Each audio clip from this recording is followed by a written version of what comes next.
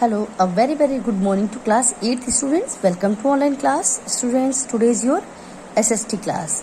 So today is the turn of history. So everyone take out your book and open chapter 4 in history. The chapter name is Colonialism, Tribal Societies and Industries. First of all, I am going to explain colonialism. What is the meaning of colonialism? And then we will discuss the tribal societies and industries also. And in this chapter, we will discuss the change in tribal society, tribal revolts, commercial policies of the British and growth of the modern industries. Okay, so first we will discuss the introduction. You know कि India has always been a rich nation. आप सब जानते हैं जैसा कि India को कहा जाता था बहुत पहले से भी कि India is a golden bird. That is why India has always been a rich nation. ये बहुत ही रिच नेशन था in the terms of cultural diversity के रूप में भी, कि सबसे ज्यादा कल्चर जो डाइवर्सिटी है वो इंडिया में. Indian craftsmanship has been very popular among many nations. जो इंडिया की क्राफ्ट्समैनशिप है विच आर वेरी पॉपुलर, ठीक है, which were very popular among many nations में बहुत पॉपुलर है. हाउएवर इसके बावजूद भी the British rule did not only affect our social structure but also our industrial and traditional crafts. जो ब्रिटिश थे, ब्रिटिश रूल में भी they did not only affect, वो हमारे खाली सोशल स्ट्रक्चर को उन्होंने अफेक्ट नहीं किया था, हमारी इंडस्ट्रीज को और हमारे ट्रेडिशनल क्राफ्ट्स को भी अफेक्ट किया था.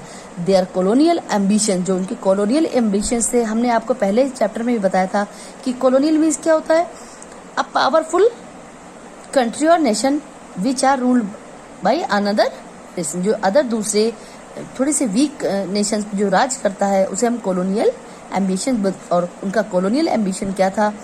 And the increasing greed for wealth compelled then to act brutally on Indian peoples, okay, be it on mainstream society or the tribals of the country. In short, जिसे हम कह सकते हैं कि colonialism affect every social groups in our society, कि colonialism ने हमारी society के हर पार्ट को अफेक्ट किया था. Number 1, tribals of India. जो इंडिया की ट्राइबल्स यानी जातियां थी, जनजातियां थी. द टर्म ट्राइबल्स और adivasi, tribal means adivasi, meaning original inhabitants of our land, जो हमारे लैंड्स के ओरिजिनल इनहेबिटेंट्स होते हैं, is use for all communities, जिसका यूज हम ट्राइबल शब्द का यूज हर कम्युनिटी के लिए करते हैं. Which live in remote inaccessible highlands and desolated forest. वो कहीं भी रहता हो, हाईलैंड्स में हो या फिर फॉरेस्टेड एरिया में. Tribals means the tribals are groups of people. Tribals means groups of people bond together by and similar language, जो कि इनकी एक सिमिलर लैंग्वेज होती है, कल्चरल है एंड कस्टम्स है. मोस्टली ज्यादातर they live in isolation from the main stream society. ज्यादातर वो जो मेन सोसाइटी होती है उससे वो दूरी रहते हैं. Historians studies tribal history. Historians ने स्टडी किया था ट्राइबल हिस्ट्री के बारे में एंड आर फेस्ड, और उन्होंने फेस किया with the challenge of gathering information about the tribals and arriving of conclusion. और वो इस निष्कर्ष पे पहुंचे because of a society of the sources available. जितने भी उनके पास स्कैर्सिटी ऑफ सोर्सेज, स्कैर्सिटी में जितनी भी उनके पास कमी थी, सोर्सेज जो उनके पास अवेलेबल थे वो बहुत कम थे. सिंस इसके बावजूद द ट्राइबल्स लेड मोर और लेस आइसोलेटेड लाइफ, कि उन्हें ये पता लगा कि जो ट्राइबल्स होते हैं वो जो उनकी लाइफ होती है बहुत ही आइसोलेटेड यानी बहुत ही दूर दूर वाली थी. Most literary sources have only a passing reference of them. जो जितने भी लिटरेरी सोर्सेज मिले हैं ज्यादातर वो क्या है, they have references to them, मतलब ओनली अ पासिंग रेफरेंस, बहुत थोड़ा सा रेफरेंस है. Ballad and folklore which have passed on from one generation to the other orally are perhaps the most important and sources. Apart from these there are official documents. कुछ official documents थे such as petitions of individual peasants. जो individual जो peasant थे, किसान थे, उनके petitions थे.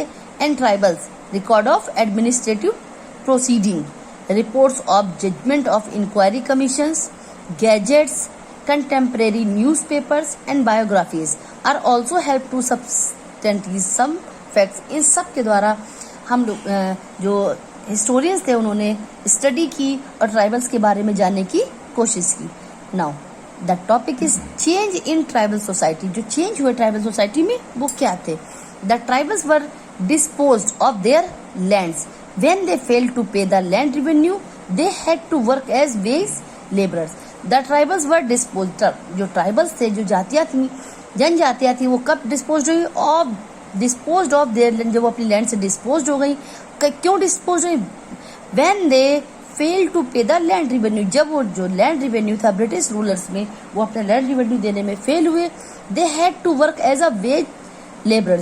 तो वो उसके एवज में उन्होंने क्या कर, उनकी लैंड तो उनके पास से गई और उन्होंने जो डेली वेजेस पे लेबर बनना उन्होंने शुरू किया और काम करना शुरू कर दिया.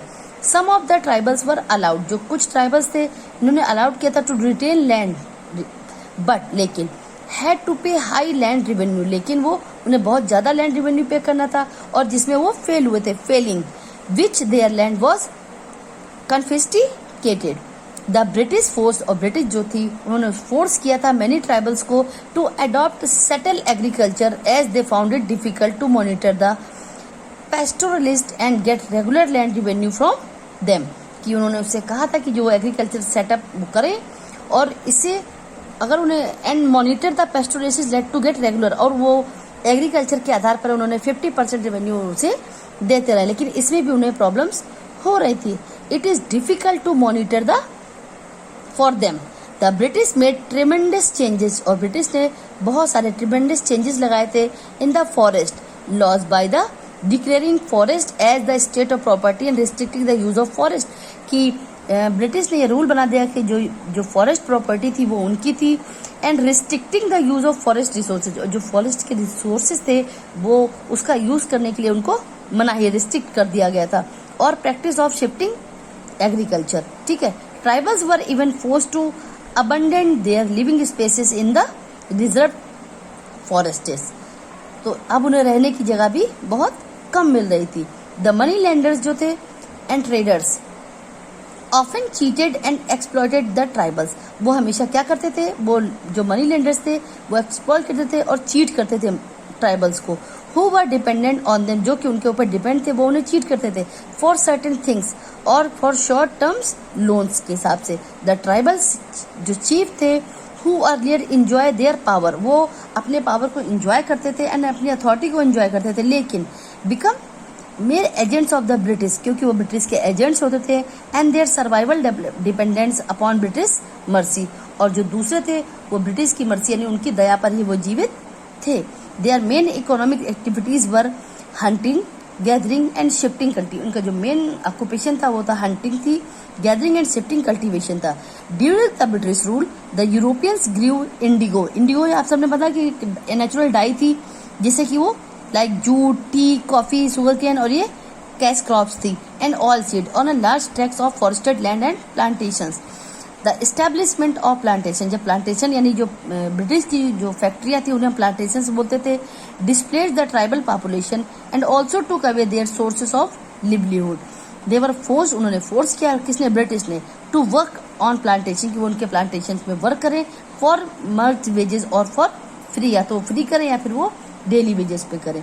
Exploitation of labour become synonymously with the plantation industries. Farmers were often forced to borrow money. और फार्मर्स को ये फोर्स किया जाता था कि वो मनी को बोरो करे फ्रॉम द मनी लेंडर से at high rates of interest पे.